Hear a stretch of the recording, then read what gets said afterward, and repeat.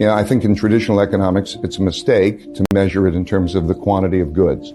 What is given up in a purchase is money or credit. What we go through is we go through a cycle. We go through a credit cycle. Credit can be created. It's not created through the velocity as is commonly believed. It can be created out of thin air. If I go into a store or I have somebody paint my house and I say I'm going to pay you later, I've created credit. That'll count in GDP. It'll be an item of production. So what we have is a credit cycle. If there's not much debt, if you don't have much debt, then you have the ability to borrow money. Let's say you earn $100,000 a year and you don't have any debt. You can then borrow $10,000 a year. You therefore can spend $110,000. Your spending of $110,000 is somebody else's income of $110,000. So it has a positive effect, and you go through a cycle. And through that cycle, you spend $110,000, they earn $110,000, and the cycle becomes self-reinforcing. Through that cycle, debt rises faster than income. Debt rises faster than income. Debt can't rise faster than income forever. So as debt rises faster than income, you have a debt cycle. What causes it to stop? Well, traditionally, as you lower interest rates, it has three positive effects. If interest rates are too high, then you lower interest rates. Lowering interest rates has the effect of making it easier to service the debt. It has the effect of making items cheaper to buy on credit because the monthly payments are less. It has a present value effect on assets. So if you lower interest rates and you have something that has a cash flow, let's say a piece of real estate or something, they have a present value effect. It causes those assets to go up. That produces wealth, and that allows more borrowing. Now, deleveraging means that you can't raise debt relative to income anymore. When you can't raise debt relative to income anymore, the cycle begins to work in reverse. So I think that people, if they don't do a very good job of calculating incrementally what the effects are on demand. But let's say you're having debt growth at something like 10% and you go to a 5% debt growth instead, that has a negative effect on growth. It's the marginal change from that level produces a negative effect on growth.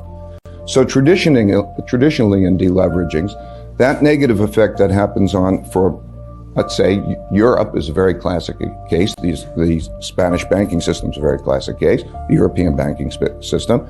As banks leverage up at a certain rate, and they can't leverage up more than that rate, and they lessen the rate at which they're leveraging it up, it has the effect of beginning a deleveraging. Deleveraging means then the income, the spending, all produce sort of a negative cycle. That produces the beginning of a depression. A depression is the phase of a deleveraging in which there's a combination of austerity and debt restructuring. Because it's a basic thing. If you have too much debt to service, you've got to do something about it. And when you have too much debt to service and you do something about it, there are a limited number of things that you can do. You can either transfer the debt, you can transfer resources from the rich to the poor. So you can have it transferred, for example, from Germany to Spain. That's one way of dealing with it. The other way is you have a combination of austerity and debt restructurings. A debt restructuring means that you lower the debt in one fashion or another. You lower the debt burden to something that you can afford to service because of the income that you produce. You write down the debt, let's say write it down in half, because you could service half. If you service half, but the problem is one man's debts are another man's assets. So when you write it down in half, you have a big negative wealth effect. So you have a negative wealth effect, you can't borrow money, it has that problem. So a restructuring becomes a problem. You could restructure it either in the form of writing it down, or in one way or another, you can lengthen the payments, or you can forcibly lower the interest rate. But some way or another, you've got to get the payments in line for what the cash flows are producing so that you can service that kind of a debt. That's a very painful process. So a depression is the phase of the deleveraging when there's a combination of austerity and writing down debts. So classic depression, 1930 to 1932, March of 1933, we print money. So the third way that you can deal with it is you can print money, essentially what we call print money. The printing of money means that essentially a central bank, debt is a commitment to deliver money. So if a central bank slips into the system a certain amount of money each year, it can make that easier. Think about the debt write-down, that something maybe is a debt, and you say, I'm going to write it down to a level that could be sustainable, and you write it down by 50%. That has a big negative wealth effect. Big deal. Bad. If it's 10-year debt, maybe that's equivalent to 5% a year for 10 years. If you slip in 5% a year instead, and to that person who then can pay that debt, they can service the debt, it's 5% a year, it's not that big a deal. And so in all deleveragings, in the end, they print money. It's part of the mix. Now, the best deleveragings are ones in which you have a balance of those things. Ultimately, you have to bring down the debt to income ratio. So, and the ways that ultimately you'll have a balance of those three things. Those three things, again, you're going to have a certain amount of transfer of wealth. You're going to have a certain amount, let's call them four things, a certain amount of austerity, a certain amount of debt write-downs, and a certain amount of printing of money. The debt write-downs and the austerity are deflationary. If you can get the balance right of those things, then you have what I call a beautiful deleveraging. A deleveraging, well, when you look at the deleveraging, the debt to income ratios, thank you, I'm fine. If you look at the debt to income ratios and say, how have they come down over time? England after World War II, or the United States in the Great Depression. In all of these cases where the debt to income ratios came down, they came down. How did they come down?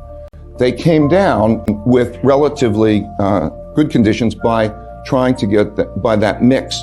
There's the number one reason is that there's enough of a printing of money that the nominal growth rate in GDP has to exceed the nominal interest rate. Okay, because think about it, you have a certain amount of debt and there's a certain debt service cost. And if that interest rate on the debt is higher than the nominal GDP rate, then that means that it's going to compound unless you keep cutting, and that produces a negative consequence. So the most important thing is in these deleveragings, as the United States is now doing, is that you have enough of a printing of money to produce a nominal growth rate that's above the nominal interest rate over a period of time. I'm oversimplifying, but that's the most important single thing. So now, when we then take 2007, these templates have happened repeatedly. They've happened in, the IMF restructurings, you can go back and study them all. They're all deleveragings and they're all classic cases and they're all pretty simple.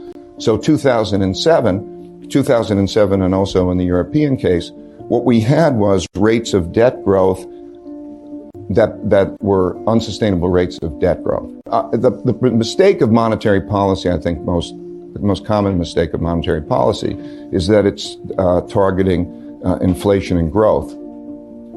And while inflation and growth are important, it really what it does is it produces debt. And what it has to pay attention to is debt growth relative to income growth, debt growth relative to sustainability. And so what happens is lots of times you have a lot of debt growth that goes into the purchase of financial assets. And that's a classic bubble. That's a riskier situation than inflation.